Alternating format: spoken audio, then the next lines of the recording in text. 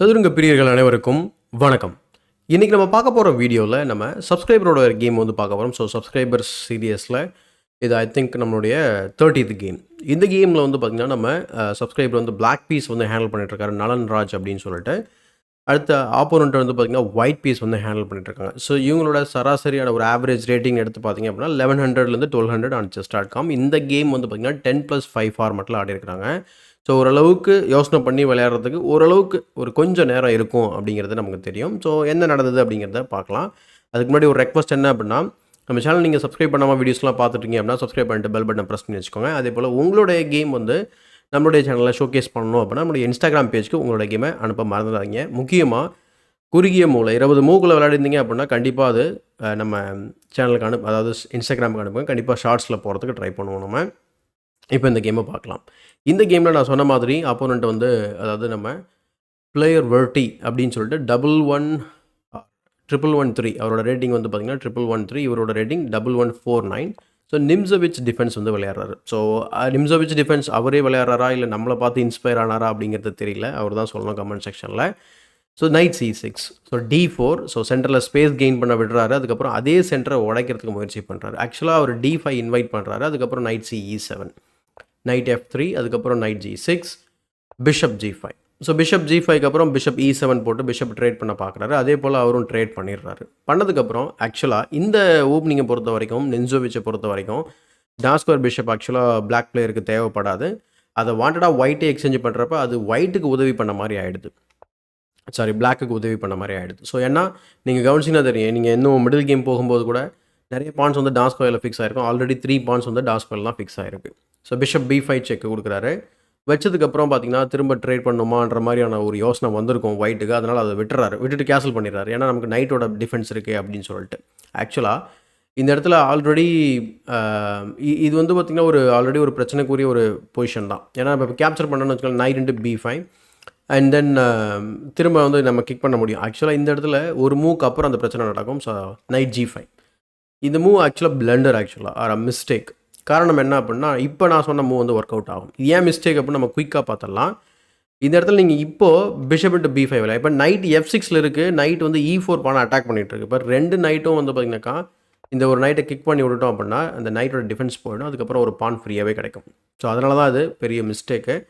But கேமில் வந்து அவர் cancel பண்ணிடுறாரு. கேன்சல் பண்ணதுக்கப்புறம் குயின் F3 விளையாடுறாரு. ஆல்ரெடி வந்து பார்த்திங்கன்னா அவங்களுடைய பார் வந்து உங்களுக்கு தெரியும். ஸோ பிளாக் வந்து மச் பெட்டர் பொசிஷனில் இருக்கிறாரு. பிஷப் G4 போட்டு குயின் அட்டாக் பண்ணுறாரு. இது அந்தளவுக்கு சரியான மூவ் இல்லை. இது இன்னக்யூரேட் அப்படின்னு சொன்னால் கூட இது ஏன் இன்னக்யூரேட்ன்ற புரிஞ்சுக்கிறது ரொம்ப ஈஸி. ஏன்னா குயின் G3 வந்ததுக்கப்புறம் உங்களுக்கு ஃபாலோ பெருசாக இருக்காது. அப்போ H3 ஆடும்போது திரும்ப பிஷப் கீழே ட்ராப் பண்ண தான் செய்யணும். அந்த காரணத்தினால குயின் G3, அதாவது பிஷப் G4 வந்து பெரிய விஷயம் கிடையாது. அது அவர் வேறு ஏதாவது ட்ரை பண்ணலாம். மேபி அப்போ இந்த இடத்துல C6ஓ அல்லது வந்து பார்த்திங்கனாக்கா பிஷப் டெக்ஸ் B5 பழைய வேரியேஷனே நம்ம ட்ரை பண்ணலாம். அல்லது இந்த நைட்டை கிக் பண்ணுறதுக்கு ட்ரை பண்ணலாம். பிஷப் G4, குயின் G3, தென் அதுக்கப்புறம் H6. அந்த பிஷப் அங்கே வைக்காமலே அவர் H6 ஆடி இருக்கலான்றது தான் ஆர்குமெண்ட்டு. பட் இங்கே நைட் F4 போட்டிருக்கிறாரு. இங்கே பார்த்தீங்கன்னா குயின் G3 இது வந்து டிப்பிக்கலாக வந்து நிறையா நான் புல்லட் ஆர் பிளிட்ஸ் கேம் ஆடும்போது இந்த லைனில் இந்த மாதிரியான ஒரு பேட்டர்னில் வந்து பார்த்திங்கனாக்கா ஈஸியாக 4 பண்ணி நான் வந்து வின் பண்ணியிருக்கேன் queens or any other piece. அதே போல் வந்து இது ட்ரை பண்ணுறாரு. இன்ஃபேக்ட் அவர் அதே மாதிரி ஒரு டாக்டிஸில் வந்து மாட்டுவார் அப்படின்னு சொல்லி பார்க்கலாம். So knight to H4. So knight to H4க்கு அப்புறம் அவர் A6 போடுறாரு. என்னென்னா இந்த இடத்துல நம்மளுடைய பீஸுமே கிக் பண்ண முடியும். ஸோ அவர் வந்து A6 விளையாடுறதுக்கு பதில் அவர் பிஷப்பை வந்து ஆல் த வே C8 வந்து ட்ரா பண்ண சொல்லுது. ஏன்னா கவுண்டர் அட்டாக் பண்ணுறதுக்காக. பட் ஓகே, A6 பண்ணுறாரு. பின் அதுக்கப்புறம் bishop C4, B5, bishop D3. So அதுக்கு அவர் முன்னே வந்து பார்த்திங்கன்னா அந்த பிஷப்பை D3ல ட்ரா பண்ணியிருக்கலாம் அப்படிங்கிறது தான் எங்கள் ஆர்குமெண்ட்டு. பிஷப் D7 வந்ததுக்கப்புறம் நைட் F5 வராரு. இந்த நைட் ரொம்ப ஸ்ட்ராங்கான night plus threatening check mat. So அதனால் அதை உடனே கேப்சர் பண்ணிடுறாரு. கேப்சர் பண்ணதுக்கப்புறம் E takes F5. இதுக்கப்புறம் திரும்ப இந்த குயின் சைடில் இந்த எக்ஸ்பேன்ஷன் வந்து ஃபர்தராக பண்ணிவிட்டு பானை B4ல் போட்டு நைட்டை வந்து அட்டாக் பண்ணுறாரு. நைட் வந்து பார்த்திங்கன்னா D3 போயிடுது, E4 ஸ்கொயர் போயிடுது. இது வந்து பார்த்திங்கன்னா ஆக்சுவலாக மிஸ்டேக்னே வருது. ஆக்சுவலாக இது வந்து பிளண்டர். ஏன்னா இட்ஸ் அ லூசிங் பிளண்டர். நீங்கள் ஆல்ரெடி இந்த டாக்டிக்கல் ஐடியாவை பார்த்துட்ருப்பீங்க. ஆக்சுவலாக இந்த நைட் வந்து free piece. So knight takes E4, a very good move.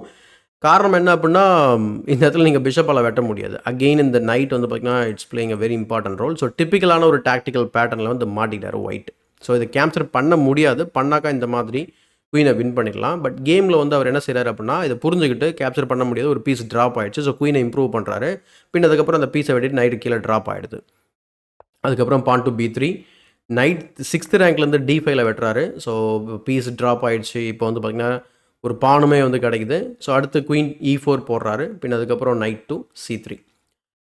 இது பெரிய மிஸ்டேக் கிடையாது. ஏன்னா இந்த பொசிஷனில் வந்து A5 போட்டுட்டு அதுக்கப்புறம் நம்ம வந்து அட்டாக் கன்டினியூ பண்ணலான்றது. ஏன்னா ரூக் ஆக்டிவேட் பண்ணும்போது A பான் வந்து வீக்காக இருக்கும். ஸோ நைட் C3 அதுக்கப்புறம் குயின் டெக்ஸ் B4 வந்து விளையாடுறாரு. பின் அதுக்கப்புறம் குயின் G5 த்ரெட்னிங் செக்மேட் இன் 1 மூவ். ஸோ செக்மேட் த்ரெட்டன் பண்ணுறதுனால அவர் என்ன செய்கிறாரு, பானை போட்டு அதை தடுத்துடுறாரு. ஸோ பானை போட்டு தடுத்ததுக்கப்புறம் நைட் D5 ட்ராப் பண்ணுறாரு.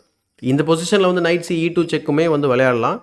அதுக்கப்புறம் இந்த D3ல கூடிய பிஷப்பை வெட்டிட்டு கேமை கன்டினியூ பண்ணுற மாதிரி இருக்கும். Threatening made in 1 move. So இதே தான் வந்து அவர் சில மூவ்ஸ்க்கு அப்புறம் பண்ணுவார். ஸோ G3க்கு அப்புறம் நைட் D5 அதுக்கப்புறம் குயின் E4 நைட் H3 செக்கு, கிங் G2 போனதுக்கப்புறம் திரும்ப ஒரு செக்கு. ஸோ ஏன்னா பின் அட்வான்டேஜ் எடுத்துக்கிறாரு. அதுக்கப்புறம் ஃபைனலாக போய் திரும்பவும் D3லே வெட்டிடுறாரு. ஸோ இதெல்லாம் சொன்னால் முன்னாடியே வெட்டியிருந்தாலும் ஒரே மாதிரியான வேரியேஷன் வந்திருக்க வாய்ப்பு இருக்குது. குயின் டெக்ஸ் D3க்கு அப்புறம் இங்கே இவரோட ஐடியா ரொம்ப சிம்பிளுங்க. ஜஸ்ட்டு இந்த பானை கலெக்ட் பண்ணிவிட்டு F3ல போய்ட்டு செக்மேட் பண்ண பார்க்குறாரு. ரொம்ப ஆப்வியஸான ஒரு மேட்டிங் பேட்டர்ன். ஆனால் இந்த பொசிஷனில் குயின் வந்து பார்த்திங்கன்னா இதை தடுத்து நின்றுட்டுருக்கு. ஸோ அதனால் அவர் என்ன பண்ணுறாருன்னு பாருங்கள். ஃபஸ்ட்டு ரூக் E8 வந்து விளையாடுறாரு. ஜஸ்ட் குயினை வந்து கிக் பண்ணலான்னு நினைக்கிறாரு. அவர் வந்து அந்த பிளாக் ஹெட் கிரியேட் பண்ணிடுறாரு. சரி அப்படியா அப்படின்னு சொல்லிட்டு நான் வந்து பானை வந்து C6 D5 அப்படி போட்டு நான் வந்து பண்ண போகிறேன் அப்படின்னு சொல்லிட்டு அவர் C6 போடுறாரு. ஆக்சுவலாக அது ஒரு பானை கேம்பிட் பண்ணுறாரு. அவர் கிரீடியாக கேப்சர் பண்ணிடுறாரு. இப்போ அந்த F5 பான் வந்து ட்ராப் ஆகிடுது. ஆக்சுவலாக இந்த அட்டாக்கை இந்த மேட்டிங் அட்டாக்கை தடுத்துக்கிட்டு இருக்கிறது அந்த F5 பான் தான். அதை வந்து விட்டுறாரு. விட்டது மட்டும் இல்லாமல் அவர் வந்து ரொம்ப கிரீடியாக வந்து போயிட்டு D6 வேறு வெட்டுறாரு. ஸோ சிம்பிளாக வந்து இந்த குயின் தான் வந்து இங்கே ஒரு மேஜரான ஒரு டிஃபெண்டர் இல்லையா, இந்த மேட்டை தடுக்கிறதுக்கு F3ல. ஸோ அதை ஒரு கவனிக்காமல் ஆப்போனண்ட் வந்து பிளேயர் கொட்டி என்ன பண்ணுறாரு அப்படின்னா D6ல போயிட்டு பானை கிராப் பண்ணுறாரு. நம்ம சப்ஸ்கிரைபர் வந்து பார்த்திங்கன்னா குயின் F3ல போட்டு பியூட்டிஃபுல்லான ஒரு செக்மேட்டை வந்து டெலிவரி பண்ணுறாரு. ஸோ ரொம்ப இன்ட்ரெஸ்டிங்கான ஒரு மினியேச்சர் இது ஆக்சுவலாக. ஸோ இந்த மாதிரி இன்ட்ரெஸ்டிங்கான மினியேச்சர் உங்களுக்கு இருந்தாக்கா, ஏதாவது சின்ன சின்ன டாக்டிக்ஸ் யூஸ் பண்ணியிருந்தீங்க அப்படின்னு சொன்னாக்கா, அது வந்து நீங்கள் ஒரு 30 மூக்கு மேலே இருந்தால் கண்டிப்பாக அனுப்புங்க. ஸோ வேலிடேட் பண்ணிவிட்டு இன்ட்ரெஸ்டிங்காக இருந்தாக்கா அந்தந்த லெவலுக்கு ஏற்ற மாதிரி, சப்போஸ் இப்போ சில பேர் என்ன நினைக்கிறாங்க அப்படின்னா இந்த மாதிரிலாம் யாருமே விளையாட மாட்டாங்க, அந்த மாதிரி யாரும் விளையாட மாட்டாங்க அப்படின்னு சொல்கிறாங்க. அந்தந்த லெவலுக்கு ஏற்ற மாதிரி தான் அங்கே கேம்ஸ் இருக்கும். ஸோ அதை தான் நம்ம புரிஞ்சுக்கணும். ஸோ ஜஸ்ட்டு இன்ட்ரெஸ்டிங்காக இருக்கும் பார்க்குறதுக்கு. ஸோ இந்த லெவலில் இருக்க பிளேயர்ஸ் இப்படி தான் விளையாடுவாங்களா, ஓகே அப்போ 800 இருந்தால் எப்படி விளையாடுவாங்க, 400 இருந்தால் எப்படி விளையாடுவாங்க, 1700 இருந்தால் 1700 இருந்தால் அந்த மாதிரினா எப்படி விளையாடுவாங்க. ஸோ இந்த மாதிரி உங்களுக்கு பல வெரைட்டி ஆஃப் கேம்ஸ் வந்து நம்ம சப்ஸ்கிரைபர்ஸ் வந்து கிடைக்கும். ஸோ அதனால் கண்டிப்பாக உங்களோட கேம்ஸை மறக்காமல் ஷேர் பண்ணுங்கள். ஏன்னா அது நான் ஷேர் பண்ண இன்னும் வரலையே அப்படின்னு நினச்சினீங்க, வருத்தப்படுறதுக்கு ஒன்றுமே கிடையாது. கண்டிப்பாக அது எலிஜிபிள் கேமாக தான் நான் பண்ணுவேன். ஏன்னா இன்ட்ரெஸ்டிங்காக இருக்கணும் பார்க்குறவங்களுக்கு. அதனால தான் நான் எல்லா டைமும் சொல்கிற ஒரே விஷயம், ஓரளவுக்கு இந்த மாதிரி ஒரு சின்ன சின்ன விஷயம், எக்ஸாம்பிள் நைட் டெக்ஸ் E4 வந்து ஒரு சின்ன ஒரு டாக்டிக்கல் ஐடியா கண்டுபிடிச்சிருந்தாரு. ஈஸி தான், பட் இருந்தாலும் பார்க்குறதுக்கு அந்த லெவலில் ஓகே சூப்பராக விளையாடிருக்காரு அப்படின்னு நம்ம சொல்லலாம். அந்த மாதிரி இன்ட்ரெஸ்டிங்காக இருந்தால் கண்டிப்பாக ஷேர் பண்ணுங்கள். முக்கியமாக ஷார்ட்ஸ் இருந்தாலும் ஷேர் பண்ணுங்கள். அண்ட் இந்த வீடியோ பிடிச்சா லைக் பண்ணுங்கள். மறக்காமல் தமிழ் செஸ் சேனலை சப்ஸ்கிரைப் பண்ணிட்டு மற்றவங்களுக்கு ஷேர் பண்ணிவிடுங்க. இதே போல் ஒரு பயனுள்ள வீடியோவுடன் உங்களை சந்திக்கும் வரை உங்களிடம் இந்த விடைபெறுவது உங்கள் சதுரங்க சாணக்கியன்.